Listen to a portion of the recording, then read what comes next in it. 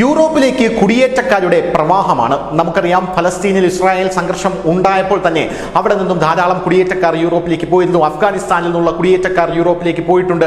സിറിയയിൽ ഇപ്പോൾ വിമത നീക്കം നടന്നപ്പോൾ യൂറോപ്പിലേക്ക് കുടിയേറ്റക്കാർ കയറാനുള്ള ശ്രമം നടത്തിയിരുന്നുവെങ്കിലും യൂറോപ്പ് കുടിയേറ്റക്കാരെ കയറ്റില്ല എന്ന് പറഞ്ഞ് ആ ഭൂഖണ്ഡം മുഴുവൻ കൊട്ടിയടയ്ക്കുന്ന കാഴ്ചയാണ് നമുക്ക് കാണാൻ സാധിച്ചത്. നെതർലാൻഡ് അടക്കം ഗ്രീസ് അടക്കം അവരുടെ ആ അതിർത്തികളെല്ലാം കൊട്ടിയടയ്ക്കുന്ന കാഴ്ച നമുക്ക് കാണാനായി സാധിച്ചു. എങ്കിലും ബോട്ടുകളിലും മറ്റും കുടിയേറ്റക്കാർ അവിടെ എത്തുന്നുണ്ട്. ഗ്രീസിലേക്ക് അടക്കം കടക്കാൻ ശ്രമിച്ച കുടിയേറ്റക്കാർ ഇന്ന് ആ ബോട്ടിൽ മുങ്ങി മരിക്കുന്ന കാഴ്ചയാണ് നമുക്ക് കാണാനൊക്കെ സാധിച്ചത്. പക്ഷേ ഇപ്പോൾ വരുന്ന വ്യത്യസ്തമായ ഒരു റിപ്പോർട്ട് ഫ്രാൻസിൽ നിന്നാണ്. നമുക്കറിയാം, ഫ്രാൻസ് ആണ് ഈ കുടിയേറ്റക്കാരെ കൊണ്ട് ഏറ്റവും അധികം ബുദ്ധിമുട്ടുന്ന ഒരു രാജ്യം എന്ന് പറയുന്നത്. ഉറപ്പായും UK, അതായത് യുണൈറ്റഡ് കിങ്ഡം ഉണ്ട്. അവിടെയുള്ള ലണ്ടനിലെ മേയർ പോലും ഇപ്പോൾ മുസ്ലിമായി മാറിയിരിക്കുന്നു എന്ന റിപ്പോർട്ടുകൾ നമ്മൾ നേരത്തെ കണ്ടതാണ്. അവിടെ വലിയ റാലികൾ, ഈ കുടിയേറ്റക്കാർ അവിടെ ആദ്യം വന്ന ശേഷം അവിടെ വലിയ റാലികൾ ഉണ്ടായ നമ്മൾ കണ്ടതാണ്. കാരണം അവർക്ക് ശരീഅത്ത് നിയമം വേണമെന്ന് പറഞ്ഞുകൊണ്ട് അതിനെതിരെ അവിടെയുള്ള വലതുപക്ഷ പാർട്ടി ശക്തിപ്പെടുകയും ഇവർക്കെതിരെ വലിയ കലാപം ഉണ്ടാവുകയും ചെയ്യുന്ന കാഴ്ച നമ്മൾ കണ്ടതാണ്.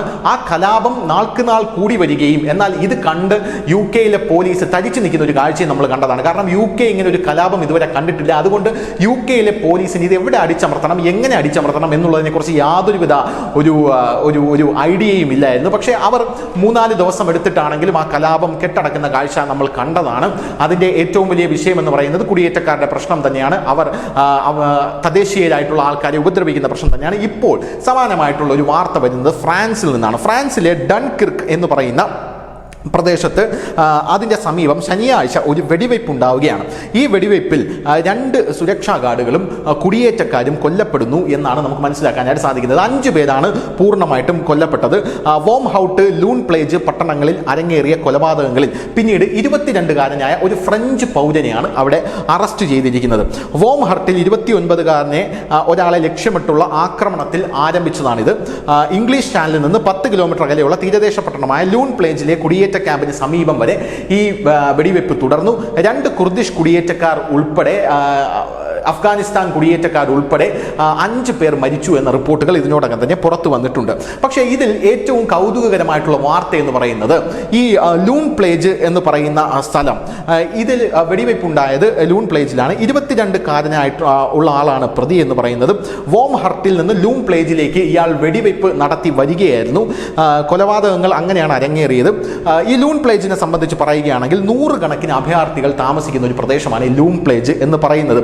ഒരുപക്ഷെ ഇംഗ്ലീഷ് ചാനൽ വഴി UK അഥവാ യുണൈറ്റഡ് കിങ്ഡത്തിലേക്ക് കടക്കാനായി ശ്രമിക്കുന്ന കുടിയേറ്റക്കാർ തമ്പടിക്കുന്ന ഒരു കോളനിയാണ് ഈ ലൂൺ പ്ലേജ് എന്ന് പറയുന്നത്. അവിടെ നിന്നും അവർ അനധികൃതമായിട്ട് UK കടക്കുകയാണ് എന്നാണ് ഇവർ വാദിക്കുന്നത്, അതായത് ഫ്രാൻസ് വാദിക്കുന്നത്. അങ്ങനെ UK ഇവർ കടക്കുമ്പോൾ അതിന് ബദലായി, അതായത് അങ്ങോട്ടേക്ക് കടക്കുന്നതിന് മുമ്പേ ഇവർ തമ്പടിക്കുന്ന ഒരു പ്രദേശമാണ് ലൂൺ പ്ലേജ്. ഈ ലൂൺ പ്ലേജിൽ ഉള്ള പ്രധാനപ്പെട്ട ഒരു പ്രശ്നം, ഇവരവിടെ തമ്പടിച്ച് അവിടെ വലിയ രീതിയിലുള്ള കൊലപാതകങ്ങൾ, ആക്രമണ പരമ്പരകളെല്ലാം ഉണ്ടാകുന്ന ഒരു സാഹചര്യം ഉണ്ടായിട്ടുണ്ട്.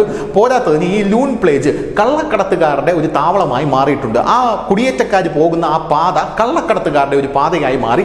ഫ്രാൻസിലുള്ള തദ്ദേശീയർക്ക് പോലും അവിടെ കൂടെ നടക്കാൻ പറ്റാത്തൊരു സാഹചര്യമായി മാറി എന്നാണ് റിപ്പോർട്ടുകൾ പറയുന്നത്. അതായത് സ്കൈ ന്യൂസുകളടക്കം റിപ്പോർട്ട് ചെയ്യുന്നത് കുർദിഷ് അഫ്ഗാൻ കുടിയേറ്റക്കാരാണ് അവിടെ കൂടുതലുള്ളത് എന്നാണ്. പോരാത്തതിന് ഇത്തരം അനധികൃത കള്ളക്കടത്തുമായി ബന്ധപ്പെട്ട് ഒരുപാട് പേരെ ഫ്രാൻസ് സർക്കാർ അവിടെ പിടിക്കുന്നുണ്ട്. റോയിട്ടേഴ്സ് പറയുന്നതെന്ന് പറഞ്ഞു കഴിഞ്ഞാൽ ഈ വെടിവെപ്പ് നടത്തിയ ആൾ ഫ്രഞ്ചുകാരൻ തന്നെയാണ്. പക്ഷേ അയാളുടെ ഉദ്ദേശം എന്താണെന്ന് വ്യക്തമല്ല.